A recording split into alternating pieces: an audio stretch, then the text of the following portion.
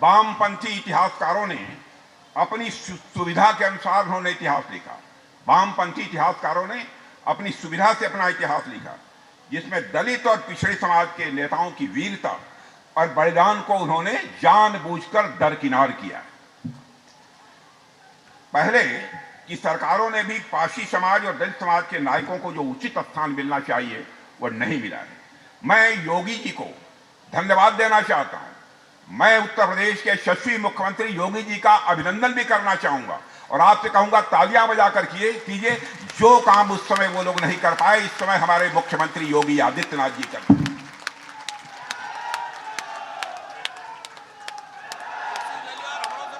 बहनों भाइयों, जिस समय इस कार्यक्रम के आयोजक रामचंद्र जी प्रधान मुझसे मिले थे और उन्होंने कहा कि वीरांगना ऊदा देवी पासी की स्मृति में हम लोग कार्यक्रम आयोजित करना चाहते हैं, इस वीरांगना के शहीदी दिवस के अवसर पर मैंने सहज रूप से और चटपट अपनी सहमति दे दी।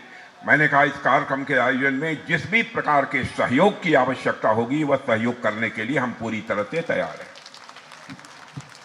और आज जिस प्रकार का यह भव्य कार्यक्रम मैं अपनी आंखों के सामने देख रहा हूं, बहनों भाइयों, मैं आप सबसे भी आग्रह करना चाहूंगा, केवल यह कार्यक्रम इसी वर्ष नहीं होना चाहिए, बल्कि वीरांगना ऊदा देवी और बहुत सारी वीरांगनाएं और वीर जो हमारे पासी समाज के हैं, प्रतिवर्ष एक बड़ा कार्यक्रम आयोजित किया जाना चाहिए। मैं यह आप सबसे अनुरोध मैं करना चाहूंगा।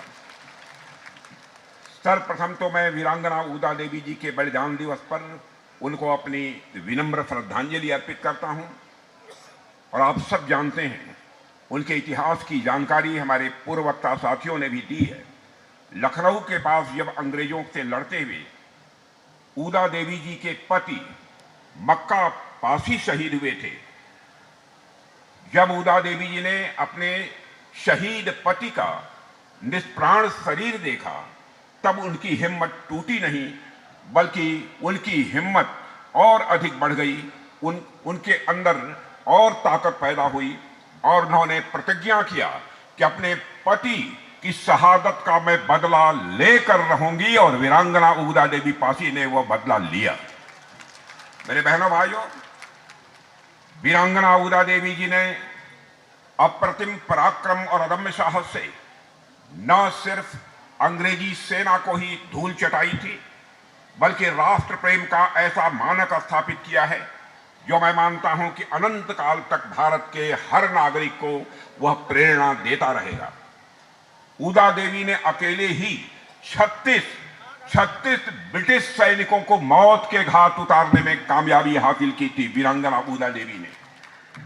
और इतना ही नहीं, जब तक भारत की ओर कोई आंख उठाकर देखेगा तो भारत की बेटी उसका डटकर मुकाबला कर सकती है। यह प्रेरणा देने का काम यदि किसी ने किया था तो हमारी वीरांगना ऊदा देवी पासी ने किया था। जब अंग्रेज के एक बटालियन से लड़ते हुए ऊदा देवी शहीद हुई, तब उनके मृत शरीर को देखकर, ध्यान से सुनिएगा, जब अंग्रेजों की एक बटालियन से लड़ते हुए ऊदा देवी जी जब शहीद हुई थी, तब उनके मृत शरीर को देखकर, उनके मरे हुए शरीर को देखकर ब्रिटिश अधिकारियों ने भी उनके प्रति झुककर अपना सम्मान व्यक्त किया था। वह थी वीरांगना ऊदा देवी पासी। उस समय के अंग्रेज अधिकारी कैप्टन डॉसन ने अपना हैट उतारकर वीरांगना ऊदा देवी पासी को सलूट किया था। शायद यह बात लोगों को जानकारी नहीं है, यह इतिहास के पन्नों में अंकित है। साथियों, वीरांगना ऊदा देवी न केवल पासी समाज बल्कि पूरे देश को गौरवान्वित उन्होंने किया है। प्रत्येक भारतीय को उन पर गौरव की अनुभूति होनी चाहिए। आज लखनऊ में आप सबके बीच ऊदा देवी जी से जुड़े इस कार्यक्रम में उपस्थित होकर सचमुच मुझे प्रसन्नता भी हो रही है और मैं अपने को गौरवान्वित भी महसूस कर रहा हूं। दलित समाज से आई वीरांगना ऊदा देवी ने लखनऊ के इसी क्षेत्र में अपना बलिदान दिया है। दलित समाज से आए एक और महान व्यक्ति और हम सभी के पूजनीय बाबा साहब भीमराव अंबेडकर से भी हमारे इस लखनऊ का एक खास रिश्ता रहा है।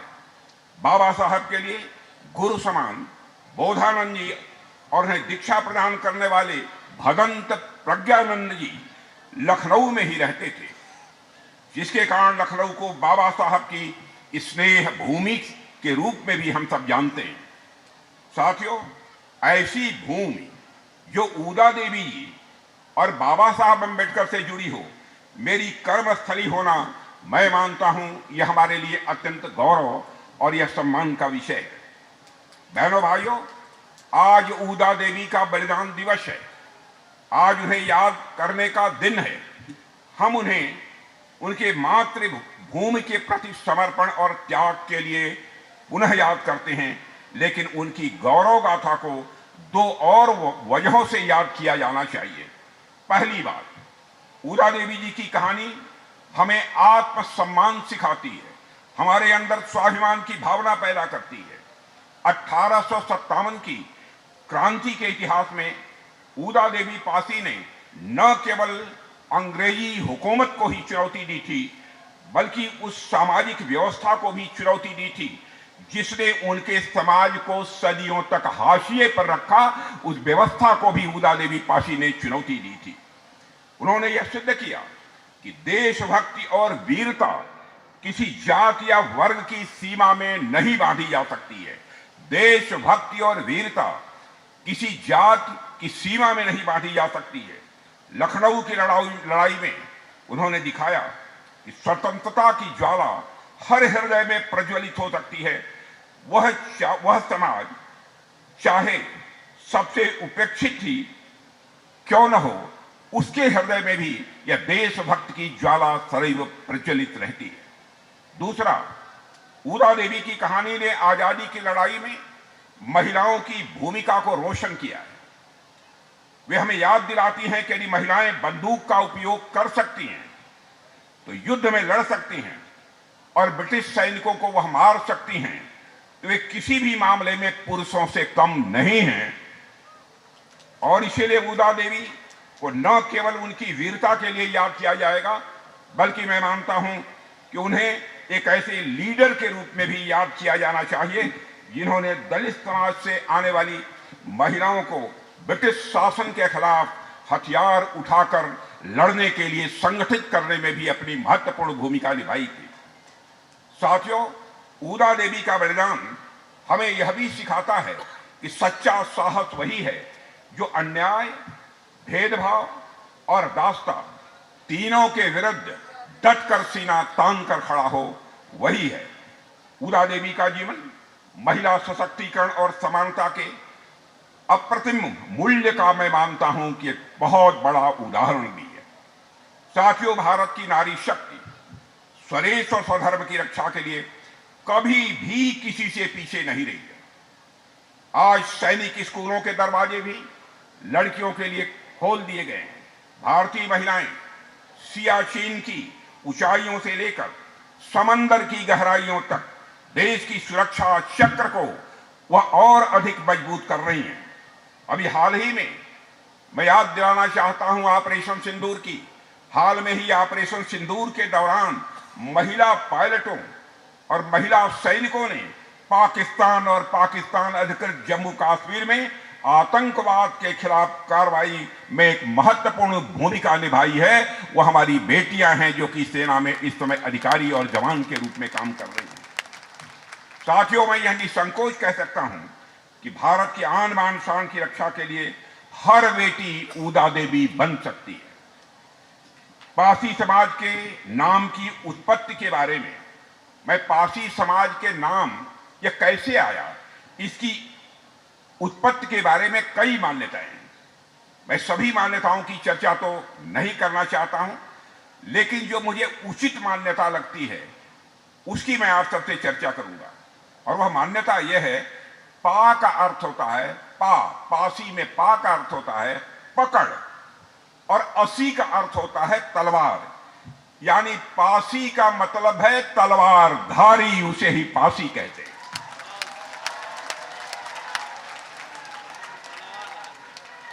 एक और मान्यता भारत के 1971 के एक ऑफिशियल डॉक्यूमेंट में जो दर्ज है मैं उसकी बात करना चाहता हूं। उस ऑफिशियल डॉक्यूमेंट के अनुसार पारसी समुदाय का हिंदी शब्द पसीना से आया है। पारसी समुदाय का नाम हिंदी शब्द पसीना से आया है और यह माना जाता है कि उनकी उत्पत्ति भगवान विष्णु के छठे अवतार भगवान परशुराम के पसीने से हुई है। भगवान परशुराम ने पारसी समाज का उद्भव गौ रक्षा के लिए किया था। बहनों भाइयों, इतनी बड़ी जिम्मेदारी, इतना बड़ा भरोसा आपके ऊपर उस समय भगवान परशुराम ने किया था। जिस समुदाय का जन्म ही जीवन की रक्षा के लिए हुआ हो, जिस समुदाय का जन्म ही जीवन की रक्षा के लिए हुआ हो, उससे महान और उससे पवित्र उद्देश्य किसी के अस्तित्व का और क्या हो सकता है। पारसी समाज के मूल में करुणा है, साहस है और कर्तव्य है। पारसी समुदाय के जीवन का मूल्य उद्देश्य ही संरक्षण और सेवा रहा है। मेरे बहनों भाई, आज भी पारसी समाज उसी भावना से समाज और राष्ट्र की सेवा में लगे हैं और वास्तव में जो समाज दूसरों के जीवन और अस्तित्व के रक्षा के लिए ही पैदा हुआ हो, उसका इतिहास सिर्फ मैं मानता हूं यह गर्व का ही यह विषय नहीं है, बल्कि यह पूरी मानवता के लिए एक प्रेरणा का यह स्रोत है। साथियों, पारसी समाज के नाम से जुड़ी बातों से एक बात यह बिल्कुल साफ हो जाती है कि पारसी समाज की साहस और बलिदान की एक बहुत ही गौरवशाली परंपरा रही है। चाहे वह प्राचीन काल हो, चाहे वह आधुनिक काल, पारसी समुदाय वीर योद्धा समुदाय है। बहनों भाइयों, ये सभी इस बात को मानते हैं और इस पारसी समाज में बराबर हमेशा से मातृभूमि की रक्षा में पारसी समाज ने अपना आवश्यकता पड़ने पर सर्वस्व न्यौछावर किया है। यह भारतवासी किसी भी सूरत में नहीं भूल सकते। और यह बात और यह बात जो साथियों मैं कह रहा हूं, यह बात जो कह रहा हूं मैं, इसका आधार है, इस बात की पुष्टि भारत की स्वतंत्रता संग्राम में पारसी समाज के योगदान से की जा सकती है। जिनको संदेह हो इसकी पुष्टि कर सकते हैं। और साथियों,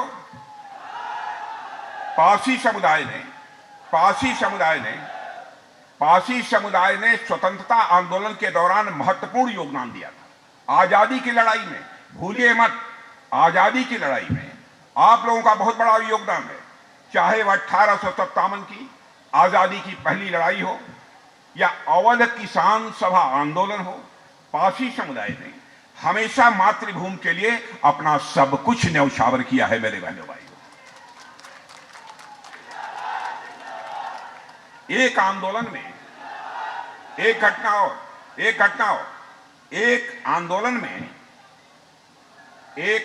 में मदारी पासी, आप लोगों ने नाम सुना होगा।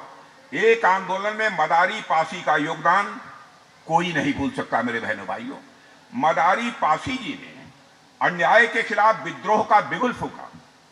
मदारी पासी जी ने अन्याय और जुल्म के खिलाफ विद्रोह का बिगुल फूंका। जब किसानों पर बहुत अधिक लगान लगाई गई थी तो मदारी पासी उस समय किसानों के मसीहा बनकर खड़े हुए थे। किसानों के लिए भी पारसी समाज ने संघर्ष किया है। मेरे बहनों भाई, उन पर, अब देखिए मेरी बात सुनो, उन पर, मदारी पासी पर अंग्रेजों ने 1000 रुपए का इनाम रखा था। लेकिन मदारी पासी जी की बहादुरी, मदारी पासी का वो फितरत देखो मेरे बहनों भाइयों। 1000 का इनाम, उस समय का 1000 आजकल शायद करोड़ हो जाए। अंग्रेज मदारी पासी को पकड़ नहीं पाए। लाख कोशिशों के बावजूद मैं मदारी पासी जी को भी आज के अवसर पर अपनी श्रद्धांजलि अर्पित करता हूं। और साथियों, भारत के स्वतंत्रता संग्राम के इतिहास में मेरे नौजवानों नारा लगाना, लेकिन मदारी पासी के बारे में सुनो। पासी समाज का कितना बड़ा योगदान रहा है, इसके बारे में आप सबको जानकारी होनी चाहिए। भारत के स्वतंत्रता संग्राम को इस तरह प्रस्तुत किया गया मानो आजादी की लड़ाई एक ही पार्टी और कुछ विशेष वर्गों ने ही यह लड़ाई लड़ी हो। एक यह धारणा बनाने की कोशिश की गई और इससे लोगों के मन में यह भ्रम पैदा हो गया कि स्वतंत्रता संग्राम का नेतृत्व कुछ गिने चुने लोगों ने किया है, कुछ गिने चुने परिवारों ने किया था। परिणाम स्वरूप उन हाशिए पर रहे समुदायों के संघर्ष और बलिदान को नजरअंदाज कर दिया गया, जिन्होंने भारत की स्वतंत्रता में, भारत को आजादी दिलाने में अपना सर्वस्व न्यौछावर कर दिया था। उनके योगदान को नकार दिया गया। पासी समाज जैसे समुदाय जिन्होंने अपने पराक्रम, अपने त्याग और संघर्ष से आजादी के आंदोलन को मजबूती दी थी। आप लोगों ने आजादी के आंदोलन को मजबूती दी है मेरे बहनों भाइयों, और वो आपको जो उचित स्थान इतिहास में मिलना चाहिए था नहीं मिला, जबकि वे भी इस महान यात्रा के समान रूप से भागीदार रहे हैं और उसके नायक भी।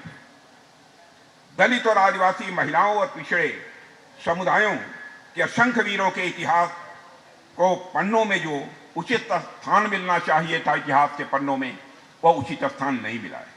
इन नायकों को न सिर्फ, मैं मानता हूं, इन नायकों को न सिर्फ केवल पढ़ाया जाना चाहिए था, बल्कि मैं कहना चाहता हूं कि ऐसे नायकों को तो पूजा जाना चाहिए था। लेकिन साथियों, वामपंथी इतिहासकारों ने अपनी सुविधा के अनुसार उन्होंने इतिहास लिखा।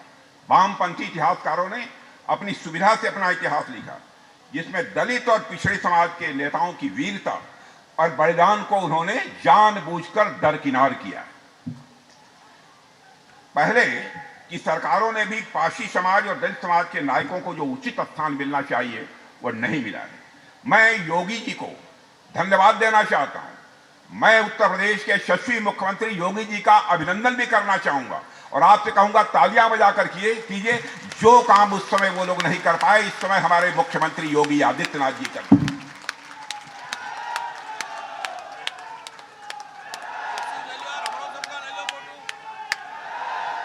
और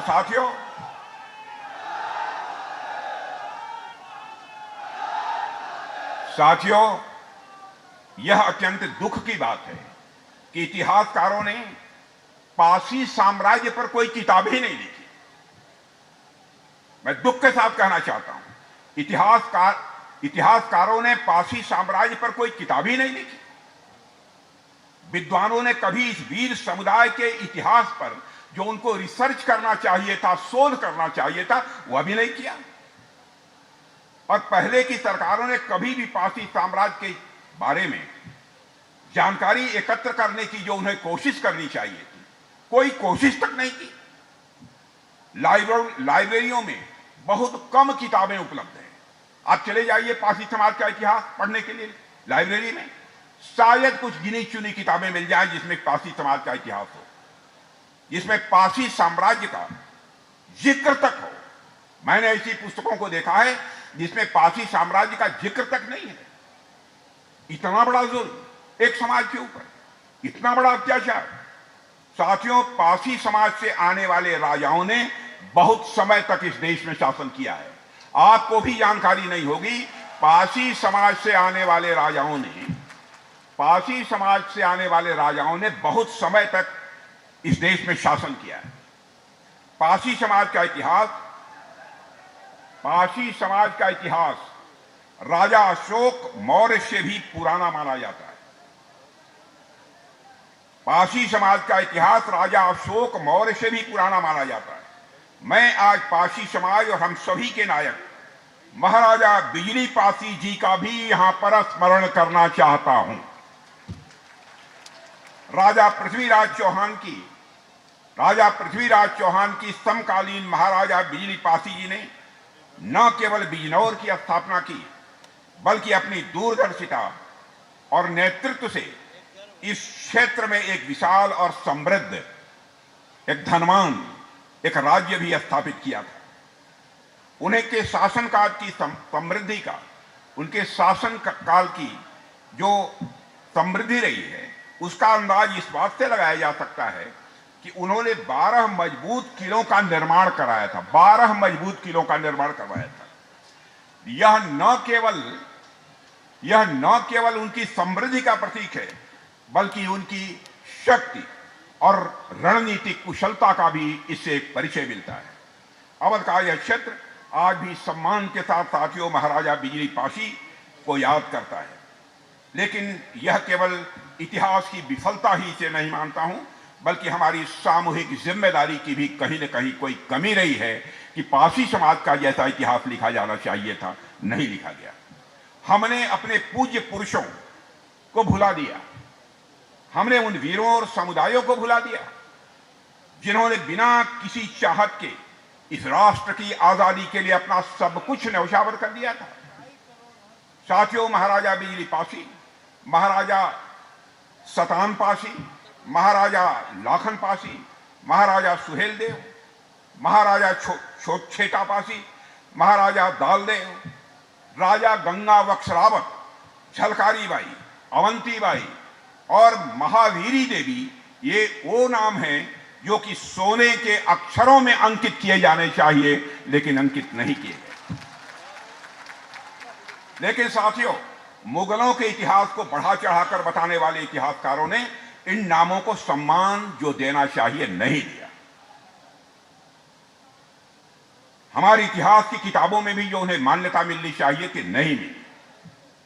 यह हमारा दायित्व है, मैं मानता हूं हमारा दायित्व है कि हम उस विस्मृत इतिहास को पुनः सामने लाएं। जो इतिहास भुलाने की कोशिश की गई है, मैं आप सबसे भी निवेदन करना चाहता हूं, अन्य विद्वानों से भी आग्रह करना चाहता हूं, हम उस भूले और बिसरे इतिहास को हम पुनः सामने लाएं, ताकि पासी समाज जैसे समुदायों का योगदान देश की चेतना में फिर से एक बार जागृत हो सके। मित्रों, मैं यह चाहता हूं, क्योंकि राष्ट्र की असली ताकत तभी पूरी तरह प्रकट होती है जब हर वर्ग, हर समुदाय, हर बलिदान को जो उसका सम्मानजनक स्थान मिलना चाहिए, वह सम्मानजनक स्थान मिले। साथियों, जब वर्ष 2000 में एनडीए की हमारी सरकार बनी थी, आदरणीय अटल बिहारी वाजपेयी जी प्रधानमंत्री थे, तब हमने राजा बिजली पासी जी की स्मृति में डाक टिकट जारी करके उनको अपनी श्रद्धांजलि अर्पित की थी। बहनों भाइयों, श्रद्धेय अटल बिहारी वाजपेयी जी के शासनकाल की बात मैं कर रहा हूं। उस समय मैं यहां का मुख्यमंत्री था। हमारी सरकार ने ऐसे गुमनाम नायकों को भी सामने लाने का कार्य किया है, जिनके योगदान में स्वतंत्रता संग्राम को एक नई दिशा देने में बहुत ही अहम भूमिका निभाई है।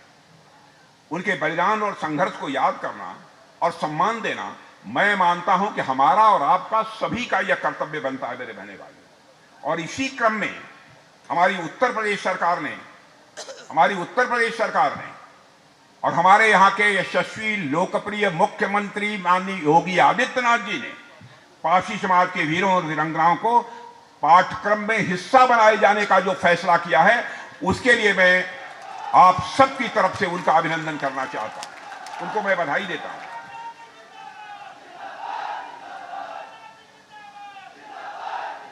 मैं तो कभी कल्पना नहीं कर सकता था कि ऐसा भी कोई मुख्यमंत्री आएगा जो कि समाज के बारे में इस हद तक जाकर सोचेगा। लेकिन उसको आपके मुख्यमंत्री योगी आदित्यनाथ जी ने करके दिखाया है मेरे बहनों भाइयों।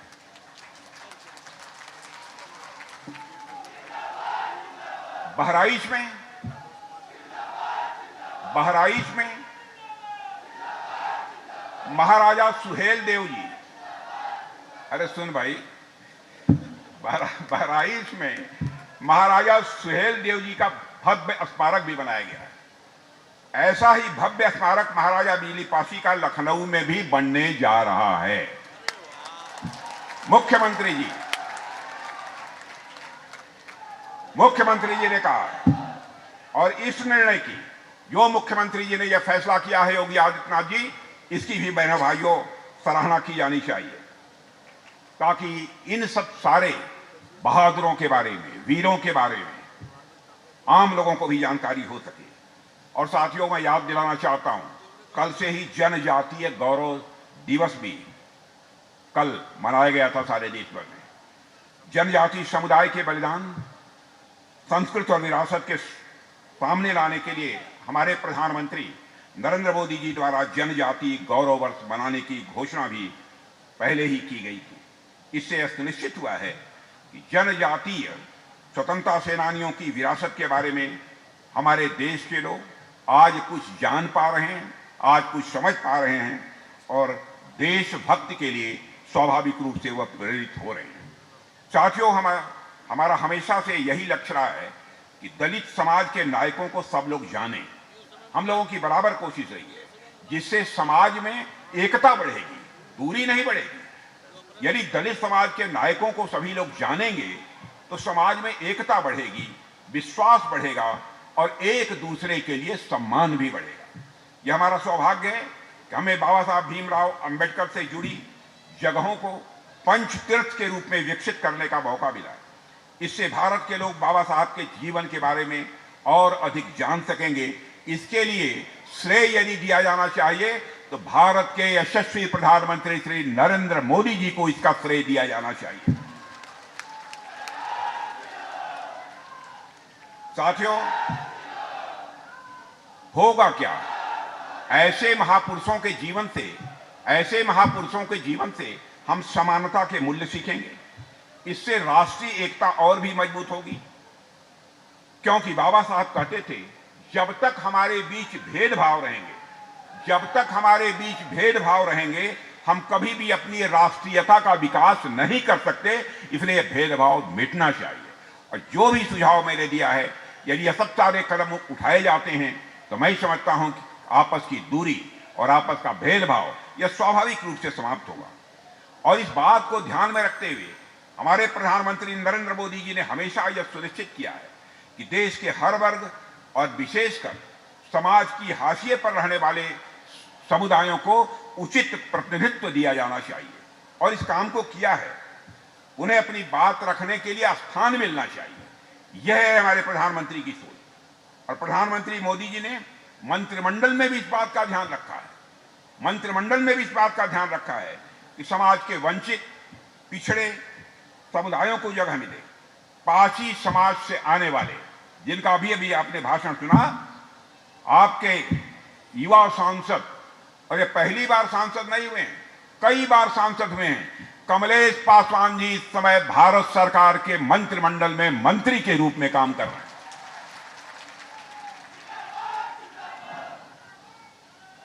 बहनों भाइयों, यह राजनीति केवल सत्ता हासिल करने के लिए नहीं की जानी चाहिए।